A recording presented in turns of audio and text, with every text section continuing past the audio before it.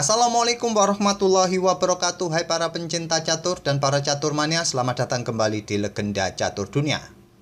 Kita akan bergeser ke turnamen online lainnya kawan yang ada di chess.com Global Championship 2022. Minggu ini ada beberapa turnamen memang jadwalnya berbarengan, oleh karena itu saya usahakan untuk mengulasnya satu persatu. Biasanya kalau tidak berbarengan ya pagi turnamen itu, sore juga turnamen itu saja yang kita ulas kawan, kita otak-atik. Tapi saya usahakan kalau ada turnamen yang berbarengan kita akan kasih ulasannya satu persatu kawan. Dan turnamen yang ada di chess.com ini kawan sudah memasuki atau memainkan partai-partai di babak 32 besar. Sudah ada beberapa pemain yang lolos ke babak berikutnya. Ada Leonard Dominguez yang berhasil mengalahkan Erik Hansen di babak ke-32. Jan-Christophe Duda juga berhasil melaju ke babak berikutnya. Nanti bertemu dengan Alexis Sarana. Kalian bisa melihat Jan-Christophe Duda mengalahkan siapa, Sarana juga mengalahkan siapa kawan. Wesley Su juga berhasil lolos setelah mengalahkan Vasily Ivanchuk. Nanti akan bertemu dengan Jeffrey Xiong. Dan juga Caruana nanti akan bertemu dengan Dmitry Andreikin. Ada satu lagi pemain yang lolos kawan, yaitu di bracket bawah ini ada Sam Sevian. Masih menunggu hasil dari Levon Aronian yang akan bertemu dengan Maxim Matlavov. Dan kita akan ulas gamenya Wesley Su kawan saat berhadapan dengan Vasily Ivanchuk di babak ke-32 besar. Game ini terjadi kemarin lusa kawan. Dan langsung saja kita ke atas papan lihat permainannya. Dan ini merupakan game ketiga mereka.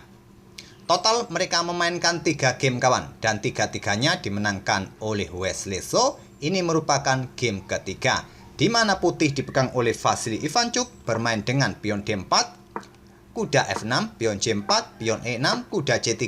Mereka bermain dengan permainan Nimzo Indian Defense. Ivanchuk memilih variasi kemoh dengan pion F3.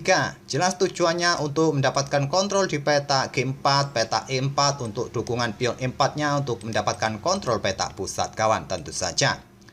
Di sini pilihan utama adalah rokade kawan, pilihan 2 adalah pion C5. Wesley Su memilih variasi nomor 2 dan kebanyakan putih akan menolak tantangan pertukaran pion. Di sini Vasily Ivanchuk memilih mendorong pionnya maju ke D5, diserang lagi oleh Wesley Su dengan pion B5. Vasily Ivanchuk mendorong pion M4 untuk memperkuat peta pusatnya kawan. Kalau diambil pion B5 ini, kuda hitam akan ambil pion D kawan. Tentu ini adalah taktik defleksi, mendefleksikan pion C bergerak ke peta B5 agar pion D5 ini lemah bisa diambil oleh hitam. Oleh karena itu pion E4 terlebih dahulu dan sekarang pion D6 tetap menawarkan pion B5-nya kawan. Di sini Vasily Ivanchuk memilih untuk melanjutkan pengembangan perwira dan di sini sudah terblokade, gajah tidak melindungi pion C4-nya. Wesley Su langsung pion B pukul pion C4. Kuda ke F4 diserang dengan pion G5. Memilih untuk menyerang dengan pion E juga bisa dilakukan oleh hitam kawan untuk membuka juga diagonal terang bagi gajah terangnya. Tapi gajah terang pun berada di diagonal ini sudah tidak efektif lagi, coba lihat. Tapi pion G5 dipilih oleh Wesley Su. Memaksa kuda mundur kembali ke E2, tidak ada tempo lagi, gajah ambil pion C4 ini. Barulah sekarang Wesley Su membuka permainan dengan pion E pukul pion D5. Diambil balik dengan pion E tentu saja kawan, karena posisi kuda tidak mungkin ambil karena posisinya kena pin. Apalagi menteri ini tidak akan berani ambil balik karena di sini masih ada kuda hitam. Menteri E7 terlebih dahulu mengepin kuda agar kuda ini tidak bisa bergerak lagi, lompat kawan. Di sini raja yang menghindar ke peta F2, menghindari pin-pinan. Stockfish lebih menyarankan gajah ini ambil pion G5 terlebih dahulu kawan. Kalau sekarang gajah sikat kuda dipukul balik oleh pion, mungkin kuda B berkembang ke D7 dan gajah bisa melakukan pertukaran di sini, diambil balik oleh menteri atau dengan kuda.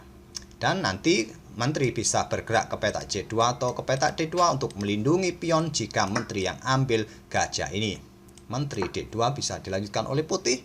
Dengan permainan seperti ini, permainan masih berimbang kawan. Raja F2 pilihan Vasily Ivanchuk. Wesley Su, kuda B berkembang ke D7. Kuda G3 membuka akses bagi gajahnya keluar, sikat pion C4 mungkin di langkah berikutnya dipertahankan oleh kuda B6. Kalau ingin mempertahankan pionnya ke peta E5, cukup bagus kawan. Ini juga menghindari ancaman dari benteng yang segera keluar ke lajur E terhadap menteri serta raja, dan pionnya cukup aman. Tapi di sini kuda B6 pilihan Wesley So tetap memberikan penjagaan bagi pionnya, juga pressure pion mungkin di sini kawan dengan dua kudanya. Tentu saja dijawab dengan gajah ini keluar, tapi enaknya keluar kemana? Ke D3 atau langsung sikat pion ini kawan, dengan tujuan nanti benteng keluar. Ivancuk memilih gajahnya cukup ke peta D3. Apa masalahnya jika ambil pion sekarang, nanti disusul benteng E1 kawan, serang menteri, serang raja. Masalahnya adalah kuda akan sikat gajah kawan. Setelah benteng E1, kuda ini bisa menghindar ke peta E5. Masalahnya seperti itu. Jadi pengorbanan tadi sia-sia.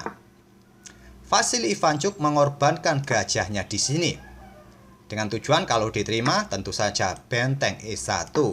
Kalian sulit untuk memblokadenya dengan kuda, masih bisa disikat. Satu-satunya cara ya kalau ingin blokade dengan gajah di peta E6 ini kawan, maka ya pion masih bisa ambil gajah. Kalau kalian pukul menggunakan pion F, kuda F5 siap dilanjutkan oleh putih kawan.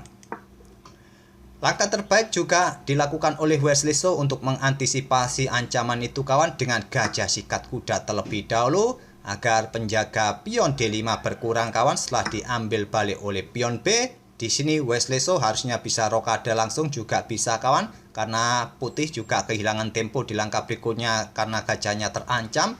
Memilih kuda F sikat pion D5 ini merupakan langkah terbaik juga. Benteng E1, gajah E6. Di sini gajah ditarik mundur ke C2, tidak berani ambil pion ini kawan. Langkah terbaik ambil pion ini, disikat oleh kuda, menteri ke 4 skak, raja bergeser atau terserah kalian mau melangkah kemana. Setelah raja bergeser, menteri bisa mendapatkan kuda. Dan rasanya permainan masih cukup berimbang kawan. Kuda F5 siap bergerak. Mungkin di sini benteng G8 juga akan dimainkan oleh hitam untuk menjaga pion dari ancaman gajah gelap ini. Tapi di sini tadi gajah C2 dipilih oleh Vasily Ivanchuk. Apakah melakukan serangan di sini nanti kawan? Wesley So langsung rokade panjang. Pion A4, kuda F4. Hitam juga punya pilihan ambil pion ini kawan. Kalau diserang oleh menteri untuk menghindari ancaman kuda, menteri F6 juga menghindari ekstrean dari benteng putih kawan. Tapi di sini tadi kuda memilih ke peta F4, dijawab dengan langkah raja G1 untuk menghindari tempo skak yang bisa didapat oleh hitam, dan raja C7. Bagusnya kuda ini bergerak ke D5 untuk membantu membackup kuda yang ada di peta F4. Kalau terjadi pertukaran semacam ini, hitam masih mempunyai jangkar serangan dengan kudanya kawan. Tapi Wesley So memilih rajanya naik ke peta C7. Di sini langkah yang bagus adalah sikat kuda ini sekarang kawan, dipukul balik oleh pion. Dan di sini mungkin putih bisa melanjutkan dengan pion A5, sama-sama memberikan ancaman bagi kuda masing-masing. Kuda mundur ke C8, kalau bergerak ke sini ya disikat saja oleh menteri kawan. Kalau mundur ke peta C8, ya kuda putih sekarang bisa bergerak kawan ke peta E2 untuk merebut pion ini nanti kembali. Kalau bergerak ke sini, jangan kawan, menjadi masalah nanti. Akan memberikan kesempatan menteri keluar dengan tempo juga pressure kuda yang di sini. Tapi di sini benteng B1 pilihan Cuki. Benteng B8 lanjut Wesley So. Sekarang kuda putih E4. Kalau mau bergerak cukup ke peta F5 ini kawan, memberikan pressure bagi menteri, dan lajur E tetap dalam pengawasan benteng putih. Tapi kuda E4 malah blokade serangan X-ray terhadap gajah terhadap menteri kawan, dan pion H6 perkuat posisi pionnya, dibalas dengan langkah gajah pukul kuda F4. Langkah terbaik diambil balik oleh pion G dan pion A5. Kuda D5 lanjut Wesley So, terjadi pertukaran benteng. Coba lihat kawan, jika tadi lajur E ini masih terbuka, tentu menteri bisa ambil kuda yang ada di peta D5. Sekarang tertutupi oleh kudanya sendiri, dan Ivanchuk memilih pertukaran benteng, disikat balik dengan benteng, dan Ivanchuk melangkah ambil pion C5, melakukan pengorbanan. Pengorbanan ditolak. Kuda ke E3, bagusnya kuda hantam pion C3 kawan, tetap dengan tempo ancam menteri. Kenapa hitam tidak menerima pengorbanan kuda putih ini kawan? Idenya sama seperti yang saya tunjukkan tadi. Dengan permainan semacam ini, permainan juga tetap seimbang juga kawan. Masing-masing sudah kehilangan menteri. Dengan komposisi perwira yang sama, permainan masih cukup menarik dan cukup seimbang juga. Tapi memilih kuda E3 oleh Wesley So, langkah kesalahan kawan, dijawab dengan kuda A6 terlebih dahulu. Raja mundur, benteng sikat kuda E3 dipukul balik oleh pion F. Sekarang kuda putih juga sikat benteng B8 dipukul balik oleh raja. Menteri putih D4 pilihan Vasily Ivanchuk. Apakah ingin rebut pion ini nanti atau ingin mendapatkan diagonal yang terbuka serang raja di baris belakang? Dibiarkan saja oleh Wesley So. Menterinya ke C7. Dan di sini kawan, langkah terbaik ini raja segera keluar juga ke F1 agar tidak ada masalah di baris belakangnya. Mengingat ada pion hitam di sini kawan, raja tidak bisa naik, atau bermain dengan pion H4 ini kawan untuk membuka sedikit ruang bagi raja jika ada ancaman di baris belakang. Tapi di sini pion F4 dimainkan oleh Vasily Ivanchuk. Menteri hitam ambil pion A5 dan mencoba ingin melakukan ancaman di baris belakang kawan. Di sini menteri ambil pion D6 terlebih dahulu, skak, langkah yang bagus. Raja bergeser ke C8. Sayangnya kawan, pada posisi ini seperti yang saya tunjukkan tadi, putih harusnya membuka ruang kawan bagi pergerakan raja agar tidak ada masalah di baris belakang. Tapi masalahnya adalah kontrol waktu kawan. Vasily Ivanchuk menyisakan 16 detik saja. Dia melangkah dengan menteri mundur kembali ke D4, langkah blunder. Tentu saja Wesley So dengan mudah memanfaatkan blunder menteri ini dengan menterinya bergerak ke peta A1 skak. Itulah tadi kawan kenapa raja ini sebaiknya membuka ruang diri dengan pion H3 atau pion H4 kawan. Karena di sini masih ada pion, raja sekarang tidak bisa naik dan terpaksa harus diblokade dengan menteri. Pionnya nanti jatuh atau dengan gajah. Tapi masalahnya pion E2 kawan. Gajah tewas di langkah berikutnya. Tapi Vasily Ivanchuk masih belum mau menyerah.